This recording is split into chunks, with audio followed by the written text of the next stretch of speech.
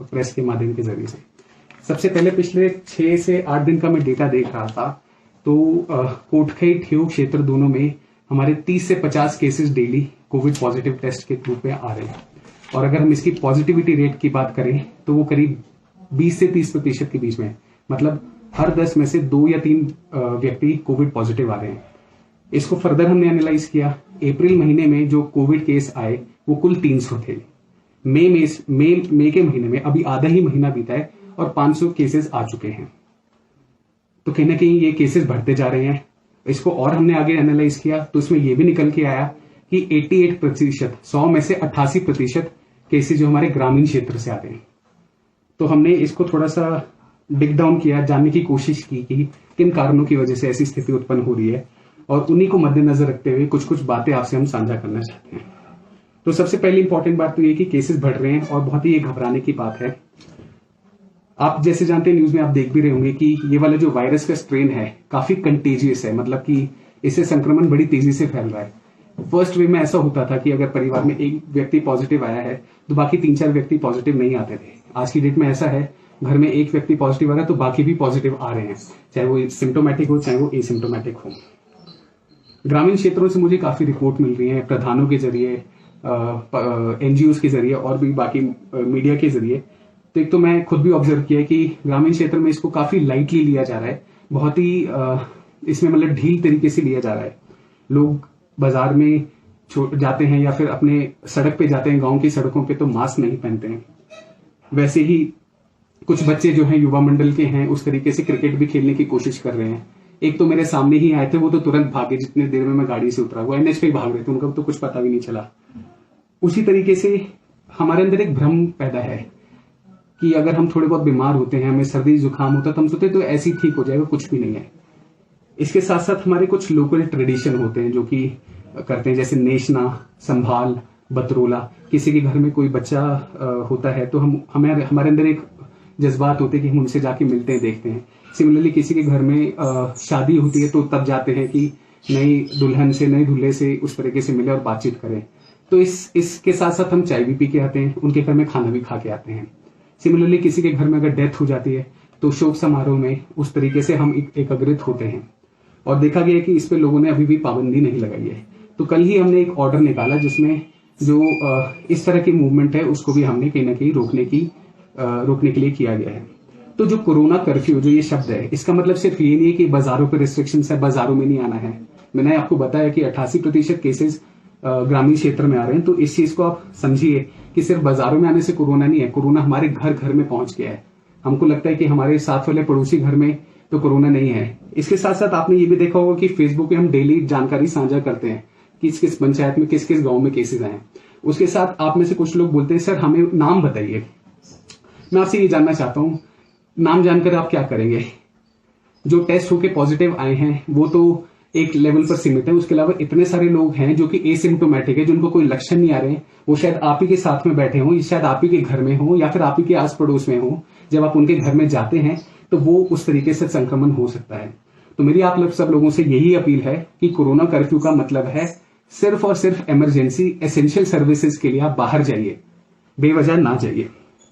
इसी के साथ साथ काफी सारे हमारे हिमाचली हैं जो कि बाहरी राज्यों से वापस आ रहे हैं। आपकी भी पंचायत में गौरतलब है आए होंगे। इनको 10 से 14 दिन का क्वारंटाइन पीरियड करने की क्या कहते हैं गाइडलाइंस है सरकार के द्वारा। तो उसमें भी कहीं ना कहीं मुझे सुनने में आया है कि लोग वायलेट करते हैं, दूसरों के घरों में जाते हैं। आप वहां से यहाँ पे मैक्सिमम लोग इसलिए आए ताकि हम कोरोना से बच पाए। तो आप बचें और दूसरों को भी बचाएं। तो इसलिए मेरी आपसे ये भी अनुरोध है कि इस तरीके से आप दूसरों के घरों में मत जाइए। अपने साथ 10, 14 दिन का जो क्वारंटाइन पीरियड है, लक्षण आते हैं तो टेस्ट करवाइए, उस चीज का वेट कीजिए। कल ही हमने एक चीज और इसमें की कि 1 पर्सन 1 व्हीकल। उसमें ऑर्डर में बहुत ही क्लियर तरीके से लिखा गया है कि अगर बाजार में किसी को कोई सामान लेना है, चाहे वो रूटीन का हो चाहे एसेंशियल का हो, तो उसमें जो व्यक्ति जिसको सामान लेना है वो खुद ही ड्राइव करके आए और फिर वापस जाए। क्योंकि हमने ये भी देखा है और हमें ये भी फीडबैक मिला है, बाजारों में जो 3 घंटे का समय है उस दौरान सामान तो ले लेते हैं, उसके बाद भी बाजारों में बेवजह घूम रहे होते हैं काफी सारे लोग। और हाँ, इस दौरान इस गाइडलाइन के साथ कुछ लोगों ने ये भी सवाल किया, सर अगर हमें गाड़ी चलानी नहीं आती है या फिर हमारे पास गाड़ी नहीं है, इस चीज से हम भी वाकिफ हैं। तो आप समझिए कि कोरोना की जो स्थिति है एक स्पेशल है, 100 साल में शायद पहली बार ऐसा हो रहा है। तो अगर बाजार में सामान लेना है तो आप अपने ड्राइवर को भेज दीजिए खुद आने की जगह। अगर आपके आसपास कुछ ऐसे हैं जिसमें लोगों के पास अपनी खुद की गाड़ी नहीं है, जो कि पब्लिक ट्रांसपोर्ट पर डिपेंड करते थे, इस टाइम पे पब्लिक ट्रांसपोर्ट बंद है, तो एक कम्युनिटी की तरह, एक भाई बंदी की तरह, एक इंसानियत के नाते पे एक दूसरे की मदद कीजिए ताकि हमारे लिए भी सामान लेके वो बाजार से आ जाए। इसके साथ साथ काफी सारे लोग ई पास पे भी अप्लाई कर रहे हैं कि सर हमें सोलन जाना है, डेथ हो गई है, हमें चौपाल जाना है, हमें कुल्लू जाना है, मंडी जाना है। तो इस पे मैं आपको बहुत ही क्लियर तरीके से बता देता हूं, इंटरनल मूवमेंट हिमाचल प्रदेश के अंदर इसके लिए कोई पास की जरूरत नहीं है, बट आपने एसेंशियल और इमरजेंसी सर्विसेज के लिए ही जाना है। जो कोई भी व्यक्ति हिमाचल से बाहर से आता है या फिर कोई व्यक्ति को हिमाचल से बाहर जाना है और 72 घंटे के अंदर लौट के आना है, या फिर किसी को हिमाचल में एक कोने से दूसरे कोने में जाना है जिसमें इंटरस्टेट बैरियर है, यानी कि उसको पंजाब से होकर जाना पड़ रहा है या चंडीगढ़ से होकर जाना पड़ रहा है, उनको पास की आवश्यकता है क्योंकि उनसे बाहरी राज्य वाले पूछते हैं। इसके साथ साथ कल हमारे पेज पे हमने आपके साथ टेस्टिंग कैंप्स की डिटेल शेयर की थी।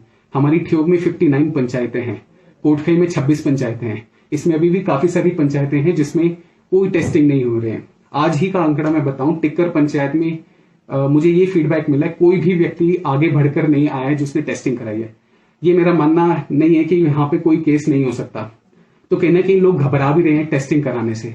आज ही हमारे व्हाट्सएप पे बीएमओ से मेरी इंफॉर्मेशन साझा हुई है और उसमें यह भी निकल के आया है, कोरोना के लक्षण आते हैं, ढील बरतते हैं, 90 से नीचे ऑक्सीजन लेवल पहुंचता है, उसके बाद में भी ढील बरतते हैं और अगले दिन स्थिति काफी खराब हो जाती है व्यक्ति की और वो 60 के आसपास ऑक्सीजन सैचुरेशन पहुंचती है और फिर डेथ हो जाती है। जब तक वो हालत खराब होने पे वो आईजीएमसी जाते हैं। तो जो वर्तमान में जो स्ट्रेन है, जो कोरोना का जो वायरस का जो रूप है, वो काफी घातक है। इस मामले में कहीं ना कहीं आपको ये भी समझने की बहुत जरूरत है कि इसमें देरी का कोई स्कोप नहीं है। मेरे को मंडे को लक्षण आए थे दोपहर के आसपास और वेडनेसडे मॉर्निंग ही मैंने टेस्ट करवा लिया था और जैसे कोविड पॉजिटिव आए और उसी दौरान मैंने अपनी दवाइयां भी शुरू कर ली थी। तो अगर वक्त रहते रहते आप टेस्ट करवा लेंगे तो जाने बच पाएंगी। इस टाइम पे मेरी सबसे बड़ी रिक्वेस्ट यही है, जो टेस्टिंग कैंप का जो शेड्यूल बनाया है, जो को आपको मीडिया के थ्रू भी मिल गया होगा, हमारे एसडीएम पेज के थ्रू भी मिल गया होगा, आप अपने प्रधान, पंचायत सेक्रेटरी, चिकित्सक अधिकारी, इन सबसे जान सकते हैं कि कहां पे टेस्टिंग हो रही है, कैसे हो रही है। तो आप इसमें बढ़ चढ़ के हिस्सा लीजिए। जिनको भी लक्षण आते हैं, गले में खराश है, जुकाम है, इस तरीके से। इसके साथ साथ क्योंकि ग्रामीण क्षेत्र में दूर दराज में घर हैं उस तरीके से, तो मैं ये चाहता हूं कि आप ही हमारी आंख और कान बनिए। आपको हमारे ऑफिस के नंबर नेट पे अवेलेबल है, मेरा नंबर भी आपको कहीं से भी मिल सकता है। तो प्लीज कहीं पे भी अगर वायलेशन होता है उस तरीके से, आप उसे पहले ही बताइए। हम पुलिस एनएच पे तो नाके लगाते ही है, इसके बाद में अब हम रैंडम जगह पे भी, पंचायतों में या गांव-गांव में जाकर भी रैंडम नाके होंगे।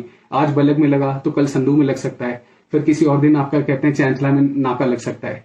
उस दौरान हमें फिर ये सुनने को नहीं आना चाहिए कि वायलेशंस हो रहे हैं, क्योंकि आपको पहले ही बताया जा रहा है। इसके साथ साथ अगर जरूरत पड़ी तो, क्योंकि ये एक महामारी है जिसमें हम सबको आपकी जरूरत है, तो ऐसा भी हो सकता है कि आप ही में से कुछ लोगों को हम अपील करें कि आप आकर हमारे साथ जुड़िए ताकि इस चीज को रोकने में कंट्रोल कर पाए। जैसे कि हमारे एनसीसी के वॉलंटियर्स होते हैं। मैं समझता हूं कि बहुत गंभीर और डिफिकल्ट वक्त चल रहा है। 10 दिन मैं भी घर में रहा था, बहुत मुश्किल होता है, पर यही तो चैलेंज है, यही तो टाइम है जिसमें आप दिखा सकते हैं कि हम कैसे घर में रह सकते हैं। अगर आज हम 10 दिन घर में रह लेंगे, केसेस में गिरावट आती है, तो कोरोना कर्फ्यू उतनी ही जल्दी निकलेगा, उतनी जल्दी हटेगा। अगर आज ही हम ढील बरतेंगे और इसमें इस तरीके से आगे बढ़ेंगे तो ये जो कोरोना कर्फ्यू है आगे बढ़ता रहेगा। पिछले 8-10 दिन के आंकड़ों से देखकर लग नहीं रहा है कि स्थिति में बहुत ज्यादा सुधार है। कहीं ना कहीं 25% के आसपास अभी भी पॉजिटिविटी का दर है। 20 तारीख से यानी कि कल से कुछ हमारे पास शादियां, एंगेजमेंट के कार्यक्रम की भी रिक्वेस्ट आई है, हमने परमिशन भी दी है। वहां पे भी दोबारा 20 के आसपास लोग गांव में जाकर हिस्सा लेंगे, तो इसमें भी कोरोना फैलने का डर है। तो मेरा आप सबसे अनुरोध है कि पूरी एहतियात बरतें और बेवजह एक दूसरे के घर पर ना जाएं। हाँ, एफआईआर, फाइन तो हम अब से और काफी वक्त से लगा ही रहे थे। इसके साथ साथ जो हमको वायलेटर्स मिलेंगे, जो काफी गंभीर रूप से वायलेशंस करेंगे, उन्हीं की हम ड्यूटी लगाएंगे कोरोना की पालना के लिए। उन्हीं लोगों को बाजार में बुलाकर उनकी 3 घंटे की ड्यूटी लगाएंगे कि इनके सोशल डिस्टेंसिंग इंश्योर करो, तब शायद उनको समझ आए इस तरीके से। क्योंकि कहीं ना कहीं ये सब पे मार पड़ी है कोरोना की, तो कहीं ना कहीं हम सबको मिलना चाहिए। कोई भी हम में से नहीं चाहता रिस्ट्रिक्शंस हो, कोई भी नहीं चाहता डेथ्स हुए, कोई भी नहीं चाहता कुछ और तरीके से स्थिति बिगड़े। हम सब चाहते हैं कि एक नॉर्मेलसी है, एक नॉर्मल वक्त आए, बट परहेज कोई नहीं कर रहा है।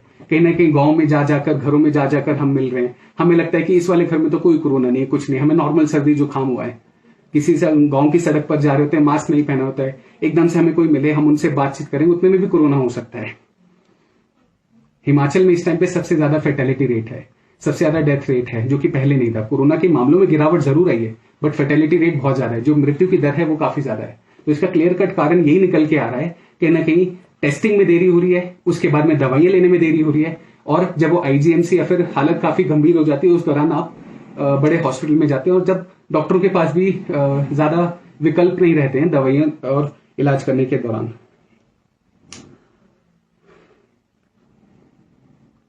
100 साल में पहली बार ऐसा हुआ।